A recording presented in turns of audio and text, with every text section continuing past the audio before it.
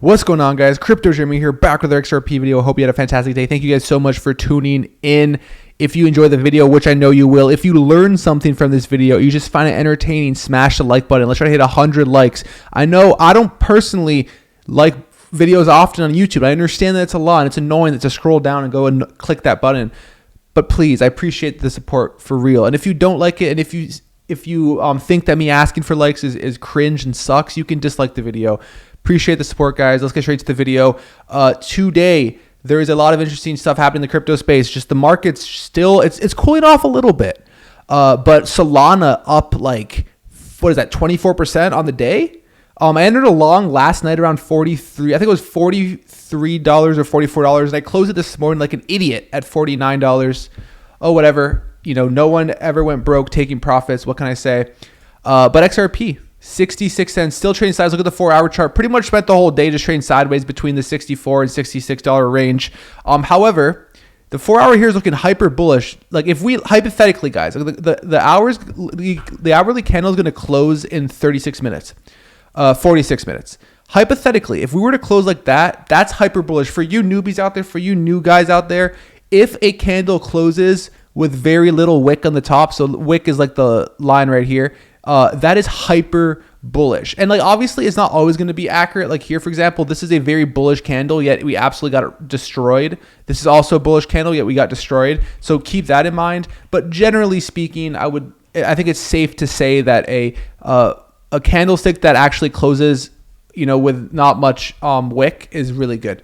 Let's get straight into the interesting tweets today. So big major alert, watching the scam FTX token surprising pump while real utility cryptos like ISO 20,022 compliant XRP do nothing but slump in baffling. What really happens what's really happening in the crypto world. So Alex Cobb posted this. I mean, yeah, Alex Cobb the GOAT, honestly.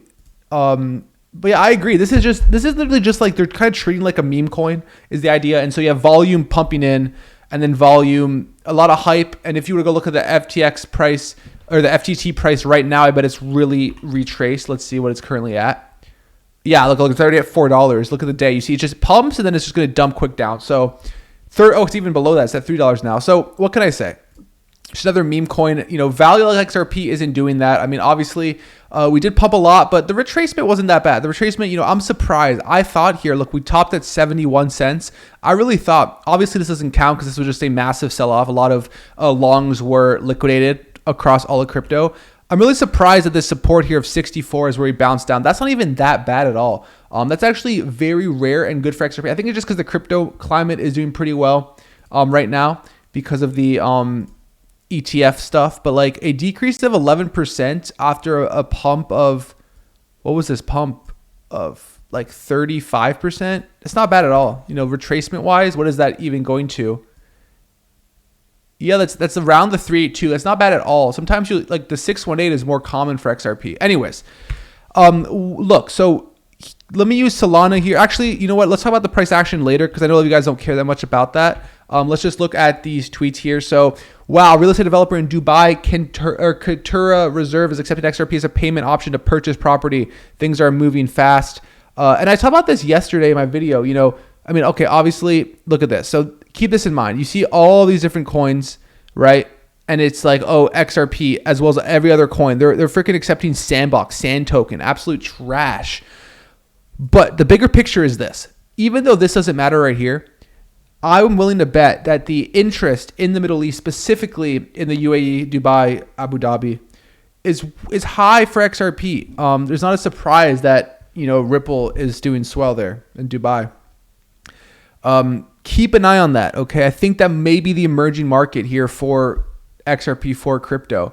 We'll have to wait and see, but I'm really, really bullish on the UAE with XRP and just with Ripple in general, just making those partnerships and allowing, you know, Ripple to develop outside the US, which is they've really, you know, pioneered and focused on, but it's good that they're finally doing it legitimately. And obviously legitimately, I mean, like obviously Southeast Asia, there's a lot with Trangelo.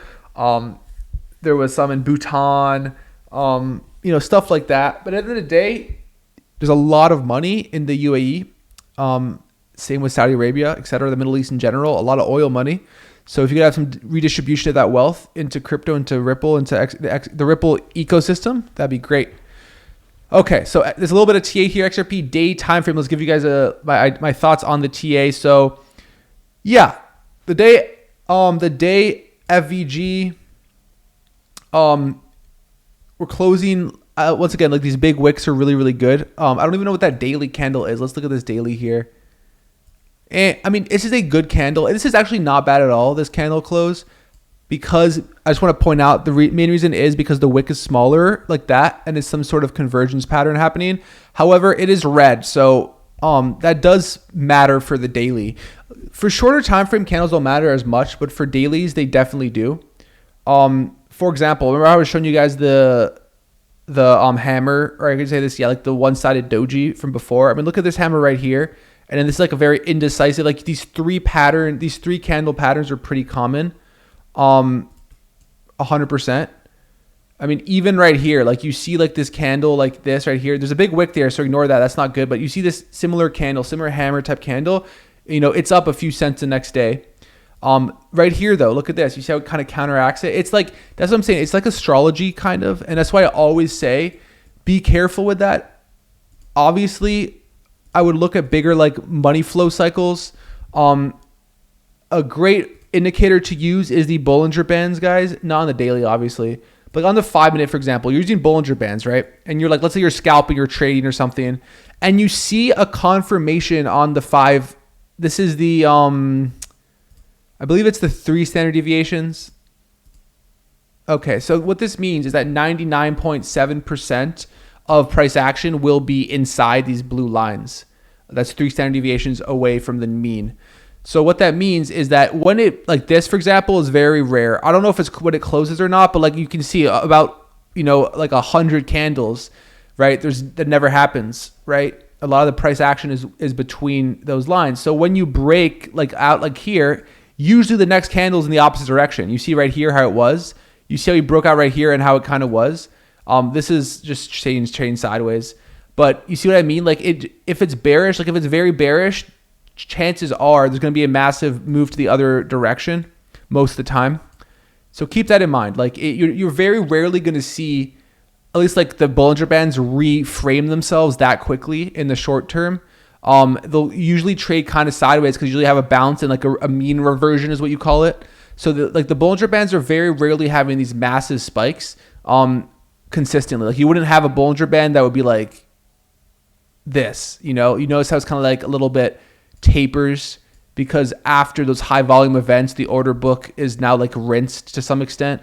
And so it can trade kind of normal. I don't know how to explain it unless there's like a, FTX type situation. There's like external forces really messing up the order book.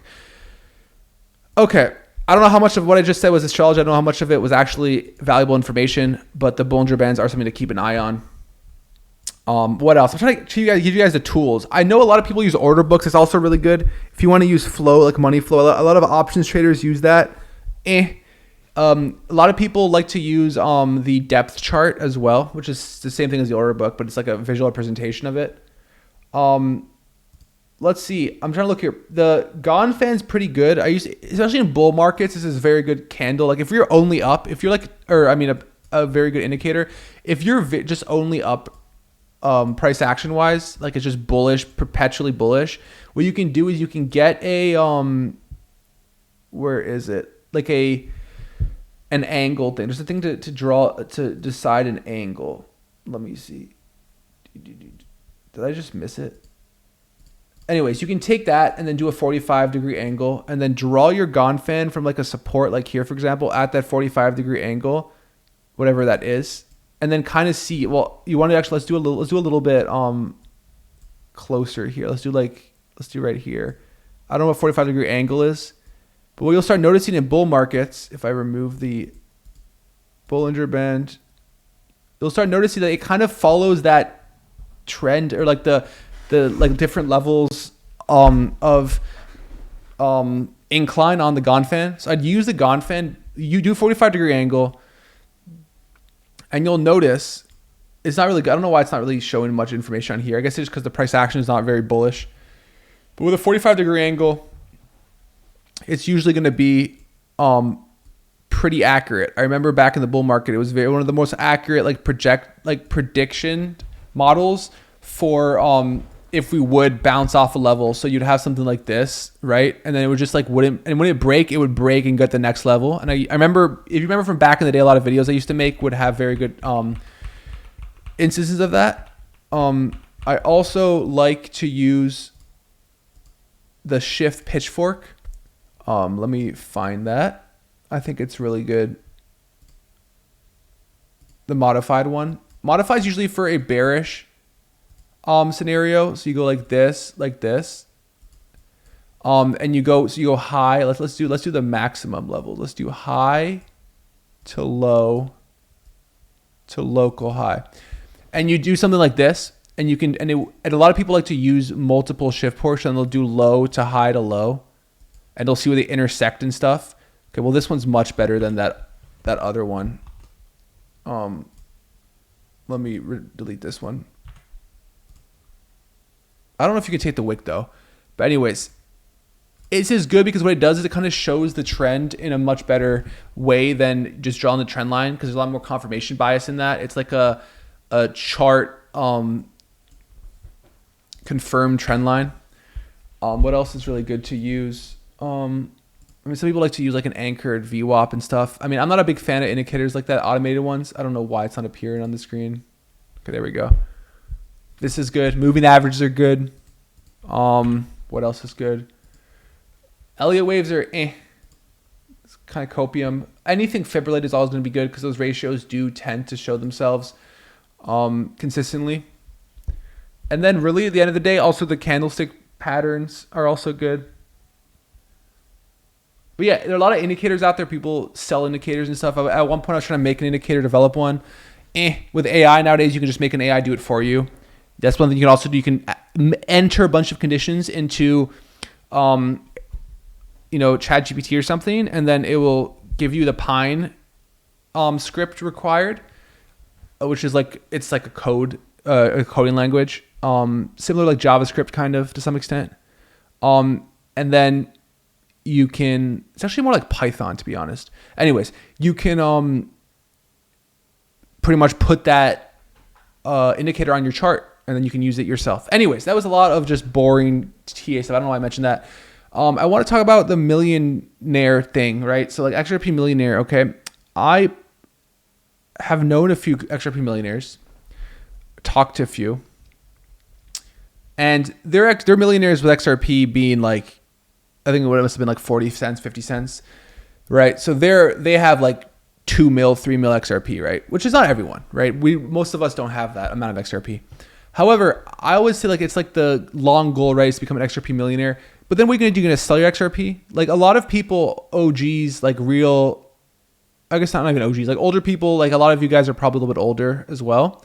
But people who are in the retirement phase, like age, right? A lot of boomers, Gen Xers, like you guys have over $1 million 401k anyways.